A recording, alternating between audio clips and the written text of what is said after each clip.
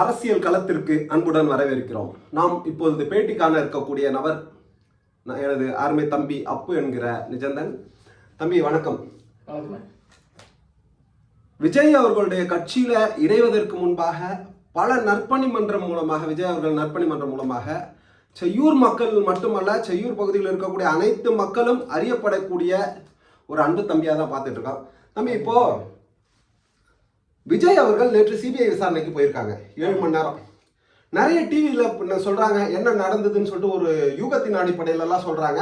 அது எதுவும் நிஜம் கிடையாது. ஏன்னா சிபிஐக்கும் விஜய்க்கும் தெரிஞ்ச விஷயம், விஜய் காரை விட்டு இறங்குறதுக்கு முன்னாடியே என்னென்னவோ வதந்திகள்லாம் பரப்புறாங்க. அந்த வதந்தியில நான் ஒன்னா பாக்குறேன், கூப்பிட்டு வச்சு உட்கார வச்சு விஜய் அவர்கள் பாஜக கூட்டணிக்கு வந்தே ஆகணும்னு சொல்லிட்டு ஒரு நிர்பந்தம் வைத்ததா சொல்றாங்க. உங்களுடைய பார்வையில விஜய் அவர்கள் பாஜக கூட்டணி செல்வதற்கான வாய்ப்புகள் இருக்கா? இப்போ ஃபர்ஸ்ட் ஆஃப் ஆல் பார்த்தீங்கன்னா, இந்த வதந்தியை பரப்பக்கூடிய ஆள் யாருன்னு பார்த்தீங்கன்னா, இப்போ ஆளுங்கட்சியா இருக்கக்கூடிய திமுக தான். ஓ, பிஜேபிக்கு போறாங்கன்றதே திமுக தான் பரப்புறாங்கன்னு குற்றச்சாட்டு வைக்கிறீங்க. ஏன் அப்படின்னா, திமுக பாஜகவோட எதிரின்னு சொல்லிட்டு தமிழ்நாட்டில் ஆட்சி செஞ்சுட்டு வராங்க. ஓகே. ஆனா மறைமுகமா அவங்க தான் பிஜேபி கூட தொடர்புல இருக்கிறாங்க. பிஜேபியோட பி டீம் தான் தாவேக்கான்ற ஒரு சூழல் இருக்கு. நீங்க சொல்றத பார்த்தா டிஎம்கே தான். இதை நீங்க கொஞ்ச காலமா தலைவர் தளபதி அவர்கள் கட்சி ஆரம்பிச்சதுல இருந்து யார் இதை பரப்பாங்கன்னு நீங்க நல்லா பார்க்கணும். யார் பரப்பாங்கன்னு பாத்தீங்கன்னா, திமுகவும் அதை சுத்தி உள்ள கூட்டணி கட்சிகளும் தான் அதை பரப்புது. மற்றபடி விஜய் ஒரு காலமும், நான் சொல்றேன், என் நினைவு தெரிஞ்ச நாள் முதல் நான் ஒரு தளபதி ரசிகன். கண்டிப்பா நானே பார்த்துட்டு இருக்கேன். இப்போ தளபதி தொண்டன். ஆனால் நான் சொல்றேன், நீங்க ஒன்னா நிதர்சனமான உண்மை இது. தளபதி தலைவர் விஜய் அவர்கள் ஒரு காலமும் பிஜேபியுடன் கூட்டணி. நீங்க சொல்றது எப்படி இருக்குன்னா, தமிழ்நாட்டில் ஒருபோதும் பாஜகவால் கால் ஊன்ற முடியாது, நெவர் நெவர் அப்படின்னு சொல்லிட்டு ராகுல் காந்தி அவர்கள் பாராளுமன்றத்தில் முழங்கியது போல சொல்றீங்களே. உங்களுக்கு ஒரு மிகப்பெரிய கான்பிடென்ட் இருக்கா பிஜேபிக்கு போக மாட்டாங்கன்னு சொல்லிட்டு? நேற்று மிகப்பெரிய நெருக்கடி கொடுத்ததா சொல்றாங்க. டெல்லிக்கு சிபிஐ வலயத்திற்குள்ள அவரை கொண்டு வந்ததே இதனால தான் சொல்றாங்களே. கிடையாது, நிச்சயமா இருக்கு. மறுக்கிறீங்க நீங்க? கண்டிப்பா நான் அதை மறுக்கிறேன். அவரை 7 மணி நேரம் 8 மணி நேரம் விசாரணை இல்ல, 70 மணி நேரம் தலைவர் தளபதி நீங்க விசாரணை பண்ணாலும், அவருக்கு என்ன நெருக்கடி கொடுத்தாலும் ஒரு காலமும் அவர் பிஜேபியுடன் கூட்டணியோ தொடர்போ வைத்துக் கொள்ள மாட்டார். இது தமிழக மக்கள் பிஜேபிக்கு எதிரானவர்கள்ன்றத தளபதியும் புரிஞ்சிருக்காருன்னு நீங்க நம்புறீங்க? கண்டிப்பா புரிஞ்சிருக்காரு. அது புரிஞ்சுதானே அவரு தெளிவா அவரோட முதல் மாநாட்டிலே என்னோட கொள்கை எதிரி பாஜக எதுக்கு இல்ல அதை நாங்க ஏத்துக்கிறோம், அதை மனப்பூர்வமா ஏத்துக்கிறோம். காமராஜரையும் தூக்கி பிடிச்சி பேசுறாங்க. காமராஜர் குறித்து உங்களுடைய பார்வை என்ன? காமராஜர் நம்மளோட கல்வி தந்தை இல்லைங்களா? தமிழகத்துல கல்வியில நம்ம இன்னைக்கு சிறப்பா இருக்கணும், அதுக்கு காரணம் கர்மவீரர் தான் சொல்றீங்களா? இது தப்பு. இது கர்மவீரர் கண்டிப்பா இது தப்பு. இது உண்மை. நீங்க சொல்றது கல்வியில முதலிடம் இருக்கிறது உண்மை. இத இப்ப இருக்கிற அரசாங்கம் என்ன சொல்றதுன்னா, திமுக ஆட்சி, கலைஞர் ஆட்சி வந்ததுக்கு அப்புறமா தான் கல்வி முதலிடத்துல வருதுன்னு சொல்லிட்டு ஒரு பொய்ய பரப்புறாங்க. இல்ல, நம்ம அது திராவிட கட்சிகள் ஆட்சியில இருக்காங்க, அதனால நம்ம மற்ற பிஜேபி ஆட்சி இங்க வந்திருந்ததுதான் நம்ம பேக் போயிட்டு இருப்போம். அது நிதர்சனமான உண்மைதான். அதுல ஒரு சின்ன முரண்பட்ட கருத்து இருக்கு. ஆனா அதற்கு ஒரு மிகப்பெரிய அடித்தளமிட்டவர் கர்ம வீரர்ன்றதை நீங்க ஏற்றுக்கொள்கிறீங்க. அது கண்டிப்பா தமிழ்நாட்டுல பொறுத்த அந்த அடித்தளம் ஸ்ட்ராங்கா இருப்பதனால தான் இன்றளவும் கல்வியில நம்ம நிலைத்து நிற்க முடியுதுன்றதை நீங்க சொல்றீங்க இல்லையா? கர்ம வீரர் காமராஜர் அவர்கள் இதுக்கு ஒரு முக்கியமான உதாரணம் பார்த்தீங்கன்னா அவர் மட்டும்தான். சந்தோஷம். அடுத்த கேள்விக்கு போகலாம். இப்போ கரூரை பொறுத்த வரைக்கும் கரூர்ல ஒரு மிகப்பெரிய ஒரு அசம்பாவிதம் நடந்தது. அது ஒரு துயர சம்பவம். மனசுல ஒரு மிகப்பெரிய வலியை எனக்கெல்லாம் உண்டு பண்ணிச்சு. அதனால நான் முதல் நாள் காணொலி கூட என்னால் போட முடியல. அது ஒரு துயர சம்பவம். அந்த சம்பவத்துல விஜய் அவர்கள் எதற்கு உடனடியாக விமான நிலையம் சென்று வெளியேறினார்? இது ஒரு பேசும் பொருள் ஆச்சு. அப்போ அதனால நான் கேட்கறேன். நீங்க ஒரு ஊடகவியலாளர், ஒரு அரசியல் சார்ந்து இல்லாம தனிப்பட்ட முறையில் நீங்க ஒரு ஊடகவியலாளர். கண்டிப்பாக நான் உங்களுக்கு இந்த கேள்விக்கு நான் உங்களுக்கு பதில் சொல்றேன். இது கரெக்டா தப்பா நீங்களே சொல்லுங்க. மக்கள் பார்த்துட்டு இருக்காங்க. ஒரு கட்சியோட தலைவர், ஒரு பெருந்தலைவர், அவர் சாதாரணமான தலைவர் இல்ல, ஒரு கோடிக்கணக்கான ரசிகர்கள் ஒரு பின்னாடி இருக்கிறாங்க. ஏற்றுக்கொள்கிற மறுக்கல அந்த ரசிகர்கள் அவரை பார்க்கறதுக்கு வராங்க. அதுக்கு முழுமையான ஏற்பாடு யார் தர வேண்டும்? இந்த அரசாங்கம் தரணும், மாநில அரசு தரணும். கண்டிப்பா தரணும். அவங்க அதை தவறிட்டாங்க.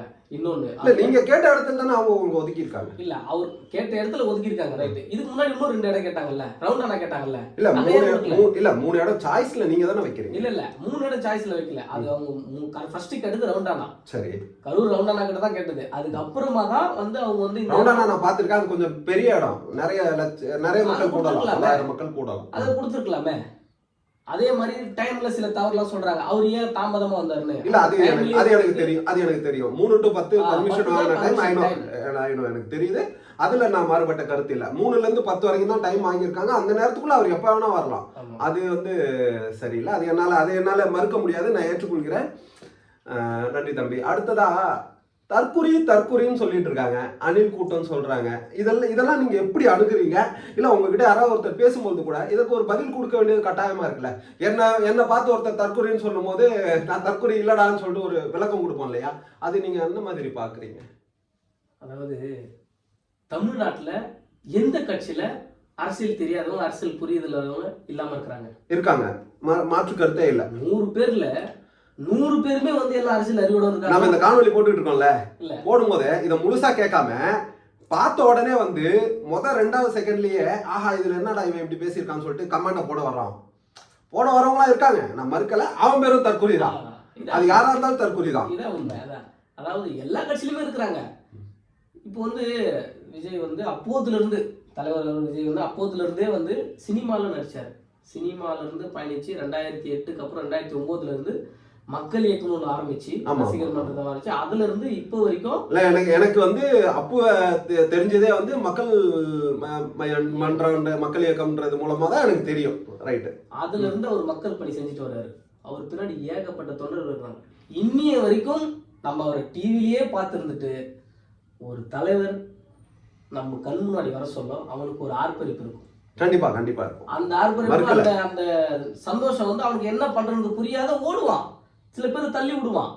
அவனோட சந்தோஷம் அது. என் தலைவனை முறையா நான் நேர்ல பாக்குறேன் அப்படின்ற ஒரு ஆர்ப்பரிப்பு தான். அதுக்கு பேர் வந்து தற்கூரி, அந்த அணில் கூட்டம், அது இதெல்லாம் வந்து ஒரு பேச்சல். இதெல்லாம் வந்து யார் பேசுவாங்கன்னு பாத்தீங்கன்னா அரசியலே தெரியாத ஆளுங்க தான் பேசுவாங்க. எல்லா கூட்டத்திலயும் இருக்கும். இன்னைக்கு எடுத்தீங்கன்னா திமுக மாநாடு முடிஞ்சு எல்லா அந்த வாழைப்பழம் அறுத்துட்டு போறதுல இருந்து தேங்காய் அறுத்துட்டு போறது எல்லா தொண்டர்கள் தான் செய்யறாங்க. அப்ப அவங்க யாரு? இன்னைக்கு தவறு செய்பவர்கள் ஒரு சில எல்லா கட்சியிலும் இருப்பாங்க. நம்ம அதை மறுக்கல.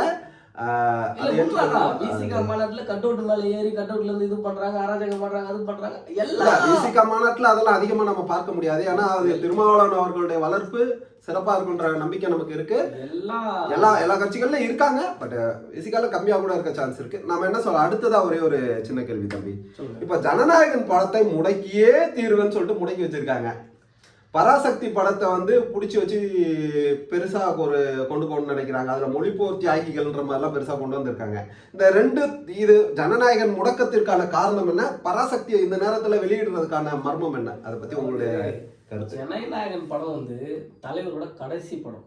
கண்டிப்பா. இது வந்து ஒட்டுமொத்த தமிழ் மக்களுக்கும் தமிழ் ரசிகர்களுக்கும் ஒரு எப்படி சொல்றது, ஒரு எதிர்பார்ப்பு, ஒரு எமோஷன். இதோட நம்ம தலைவரை நம்ம திரையில பார்க்க போறது இல்லை. இத்தனை வருஷமா பார்த்துட்டு நம்ம கொண்டாட முடியாது, எதுவும் பண்ண முடியாது. எல்லாமே உங்களுக்கே தெரியும். நம்மளும் எவ்வளோ ரெடி பண்ணுவீங்க, எல்லாமே ஸ்டாப் ஆகிருந்துச்சு. பார்த்தேன். ஆனாலும் இது நான் என்ன சொல்றேன்னா, இதுல வந்து 100% அரசியல் இருக்கு. அரசியல் நோக்கம் இல்லாம இந்த படம் தள்ளி போகல. என்னோட கருத்து சொல்றேன். நான் என்னோட கருத்தை பொறுத்த வரைக்கும் அதுதான். ஏன்னா ஜனநாயகன் படம் வந்து ஒரு தலைவர் நடிகர் லாஸ்ட் படம் 200 கோடி சம்பளம் வாங்குறாரு. பணம் பெரிய பொருளா இருக்கு. லாஸ்ட் படம் முடிச்சுட்டு வர்றாரு. சரி, ஓகே. இந்த சைடு பாத்தீங்கன்னா அப்படியே ஆளுங்கட்சி அவங்களோட ஓன் ப்ரொடக்ஷன்ல இப்போ இன்பன் உதயநிதி ஆமா ப்ரொடியூஸ்டு பை இன்பா. தமிழ் படம், மொழிப்போர் தியாகிகள் குறித்த படம், ப்ரொடியூஸ்டு பை இன்பா. இந்த மொழிப்போர் தியாகிகள் சொல்றீங்கல்ல, நாங்க தான் வரேன். இப்போ என்னன்னா, இது வந்து ஒரு மொழிப்போர் தியாகி அப்போ நடந்த கதை. பராசக்தி கலைஞர் அவர்களோட கதை. இதை வந்து ஒரு டைரக்டர் ஒருத்தவங்க பண்ணி எடுக்கிறாங்க. இப்போ என்னன்னா, மொழிப்போர் தியாகிகள் அப்படின்ற ஒரு படத்தை காமிக்கணும். விஷயம் என்னன்னா, மொழிப்போர் தியாகிகள் போராடின சஞ்சு ரெட்டி. சஞ்சு ரெட்டி உங்களுக்கு தெரியும். அவர் வந்து அப்பவே மொழிப்போர் கோசம் போராடிவர். ஆமா, ஜனாதிபதி வேட்பாளராக கூட நின்றார். அவர் போராடிவர். ஆனா அந்த போராடிவரை இப்ப நீங்க இந்த படத்துல ஆதரிக்கிறீங்க. அவரே வந்து வேட்பாளரா வந்து உங்க கூட இது பண்ண சொல்ல நீங்க அவரை வெறுக்கிறீங்க. ஜனாதிபதி வேட்பாளரா நிற்கும் போது நீங்க வந்து ஆதரிக்கல, அவரை எதிர்ப்பு தெரிவிக்கிறீங்க. அப்போ உங்களோட நோக்கம் என்ன? இந்த படத்தோட இதுல அண்ணாக்கு பக்கத்துல கலைஞர் அவர்கள் பக்கத்திலேயே உட்காந்துக்கிற மாதிரி இந்த படத்துல காமிச்சிருக்காங்க. நீங்க அந்த படம் பாத்தீங்கன்னா தெரியும் உங்களுக்கு. அண்ணா பதவி இருக்கும் பொழுது. ஆமா நீங்க பராசக்தி படத்துல இல்ல நான் பார்த்தேன் பராசக்தி படம் பார்த்தா அதுல கலைஞர் அருகில் இருக்க மாதிரி தான் காட்டியிருக்காங்க. கருப்பு கண்ணாடி அணிந்து இருக்கக்கூடிய ஒரு கலைஞர் அப்படிதான் காட்டியிருக்காங்க. ஆனால் உண்மை என்னன்னு பாத்தீங்கன்னா கலைஞர் அங்க இல்லவே இல்லை. கலைஞர் கொடுத்த இடம் 19வது இடம். இல்ல அருகில் எம்ஜிஆர் இருந்தாங்க, அவங்களா இருந்தாங்க, யாருமே காமிக்கல. 19வது இடத்துல இருந்த ஒரு தூக்கி எதுக்கு அண்ணா 19வது இடம் அமைச்சரவையில சொல்றீங்களா? ஆமா அமைச்சரவையில தான். அதுல இருந்து எடுத்துட்டு வந்து இங்க நம்ம போடுறதுக்கு இதோட நோக்கம் என்ன? நீங்க இப்ப இந்த படம் ரிலீஸ் ஆனதுக்கு காரணம் இன்னும் 3 மாசத்துல நோக்கம் என்னன்னு எங்களை கேள்வி கேட்க நீங்களே சொல்லிருங்க. இல்ல கேள்வி நான் தான் உங்ககிட்ட கேட்டேன். 3 மாசத்துல எலெக்ஷன் வரப்போகுது. அந்த டைம்ல வந்து நம்ம இது ஒரு படமா மொழிப்போர் இப்போ ஹிந்தி தமிழ் அப்படின்னு காமிக்கிறத விட இது ஒரு டிஎம்கே திமுகவா இதை நம்ம காமிக்கணும். திமுக தான் மொழிப்போரை வந்து பலவீனமா எதிர்க்குது, பலவீனமா இல்லாம பலமா எதிர்க்குது அப்படின்ற. ஆமா நம்ம வந்து அதை வந்து நம்ம காமிக்கணும். அதுக்கு தடையா ஜனநாயகன் இருக்கக்கூடாது. ஜனநாயகன் ஒரு படம் சொன்ன டேட்டுக்கு ரிலீஸ் ஆயிருந்துச்சுன்னா இன்னைக்கு பராசக்தி ஒரு தேட்டர் கூட ஓடி இருக்காது. ஏன் ஒரு தேட்டர்ல கூட ஓடாதுன்னா நீங்க போயிட்டு நிறுத்திடுவீங்க? தலைவர் படம் லாஸ்ட் படம் எப்படி அந்த படத்துக்கு இப்ப எடுத்துக்கல. இல்ல நீங்க பராசக்தி படம் ஓடாத அளவுக்கு வன்முறை செய்வீங்களா? வன்முறை எங்க தலைவர் என்னைக்குமே யாருமே சொல்லி கொடுக்கல. நாங்க எந்த விஷயத்துல வன்முறை அதாவது வந்து மக்களோட விருப்பம் வந்து ஜனநாயகனா இருந்திருக்கும், பராசக்தியை வெறுத்து இருப்பாங்க. கண்டிப்பா வெறுத்து இருப்பாங்க. நான் கூட படம் பார்க்க போயிருக்கும் போது என்னடா படம் சொல்லக்கூடிய ஒரு சூழலை பார்த்தேன். வேற வழியே இல்லாம இந்த படத்துக்கு வரோம், டைம் பாஸ் பண்ணணும், 3 மணி நேரம் ஸ்பெண்ட் பண்ணுன்றதுக்காக வரோன்ற மாதிரி வரக்கூடிய நபர்கள்லாம் இருந்தாங்க. நிறைய வந்து திமுகவை தூக்கி பிடிக்கிற மாதிரி சில காட்சிகள் எல்லாம் அந்த படத்துல இருக்குது. இது வந்து படத்துல காமிக்க தேவையில்ல, சொந்த அவங்க ஆட்சியில அதை காமிச்சாங்கன்னா மக்கள் கண்டிப்பா அவங்கள்ட்ட செயல்பாடுகளின் மூலமாக தங்கள் சிறப்பு 3000 ரூபாய் கேஷ் கொடுக்குறாங்க. அதான் நானும் சொல்லுவேன், 3000 ரூபாய் கொடுத்து மக்களோட மனசுல இடம் பிடிச்சுதானே இருக்காங்க. கண்டிப்பா 3000 ரூபாய்ன்றது 2 மாசம் உங்களுக்கு தெரியுமா தெரியல எனக்கு. 2 மாசம் மாசம் அந்த புதுமை பெண் திட்டமா ஏதோ ஒரு திட்டத்துல 1000 ரூபாய் வருதா? ஆமா வந்துட்டு இருக்கு. மாசம் வருது. நாங்க வாங்குறது இல்ல, நாங்க வாங்குறது இல்ல. நான் இலவசத்தை விரும்பாத ஒரு ஆளு. அது 2 மாசம் வரல. சில பேருக்கு உங்களுக்கு தெரியும். எங்க வீட்லயும் வரல, நம்ம வீட்லயும் வரல, நம்ம அக்கா அம்மா எல்லாரும் வந்துட்டு இருந்துச்சு, இப்ப வரல. 2 மாசமா வரல. என்னன்னு பார்த்தா அந்த 2 மாசத்தோட 1000 ரூபாய், பொங்கல் பரிசு 1000 ரூபாய், இதை சேர்த்துதான். என்ன சொல்றீங்க? இது மாதிரி எனக்கு இப்பதானே இது தெரிய வருது. ஏன்னா நாங்க வாங்குறது இல்ல, அதனால எனக்கு தெரியல. கண்டிப்பா உண்மை. நான் தான் ஸ்டேட்மெண்ட் கொடுக்குறேன் உங்களுக்கு. ஸ்டேட்மெண்ட் தரீங்க, வச்சிருக்கீங்க, ஆதாரம் இருக்கு. ஆதாரமற்ற பேச்சை வந்து இங்க பேசக்கூடாது. ஏன்னா மீடியால நம்ம ஆதாரமற்ற குற்றச்சாட்டு வைக்க கூடாது. பேங்க் ஸ்டேட்மெண்ட் கண்டிப்பா நான் கொடுக்குறேன். நம்ம வீட்டுல இந்த மாசத்துக்கான, அதாவது டிசம்பர் மாசத்துக்கான காசு வரல. நான் உங்கள்கிட்ட ஸ்டேட்மெண்ட் டிசம்பர் வரல, நவம்பரும் வரல, அதான் 2 மாசம் வரல. ஜனவரியில அதை வந்து அவங்க பொங்கல் தொகைன்னு சொல்லிட்டு கொடுக்குறாங்க, 3000 ரூபாய் கொடுக்குறாங்க. இது எனக்கு புதிதாக இருக்கிறது. எனிவே இது வந்து மக்கள் புரிஞ்சுக்கணும். மக்கள் வந்து இதை நல்லா யோசிச்சுக்கணும். மக்கள்லாம் புரிதல் இல்லாம இல்ல, மக்கள்லாம் தெளிவா இருக்காங்க. யார் நம்ம ஏமாற்றுகிறார்கள், யார் நம்மை வாழ வைக்கிறார்கள்ன்றதெல்லாம் அவங்களுக்கு அந்த தொகுப்பே இருக்கு. இவங்க 2021ல ஆட்சிக்கு வந்ததுக்கு அப்புறம் என்ன பொங்கல் பரிசு கொடுத்தாங்க, இன்னைக்கு 2025 வரைக்கும் அந்த 5 தொகுப்பு என்கிட்ட இருக்கு. அந்த லிஸ்ட் இருக்கு, அதுல பார்த்தாலே உங்களுக்கு தெரியும். ஒரு முழு அரசியல்வாதியா மாறிக்கிட்டே வரீங்க. கண்டிப்பா இதுக்கப்புறம் தலைவர் வந்துட்டாரு, இதுக்கப்புறம் நம்மளும் அதை 1-2 தெரிஞ்சு வச்சுக்கிட்டாதான் நிச்சயமா தம்பி, என்னோட சார்ந்த என்னோட பின்னாடி இருக்கிற தோழர்கள் எல்லாரும் இதை கத்துக்கணும். கண்டிப்பா உங்க அரசியல் வாழ்க்கை மென்மேலும் சிறக்க வாழ்த்துக்கள். நல்ல அரசியல் பயணம், நேர்மையான ஒரு அரசியல் பயணம், கர்ம வீரர் காமராஜர் அவர்களுடைய வழியில் ஒரு அரசியல் பயணம் தொடர்வதற்கு என் நெஞ்சார்ந்த வாழ்த்துக்கள்.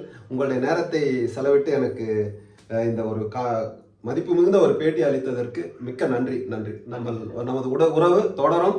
உங்களுடைய இந்த அரசியல் பயணம் வெற்றியுடன் தொடரட்டும்.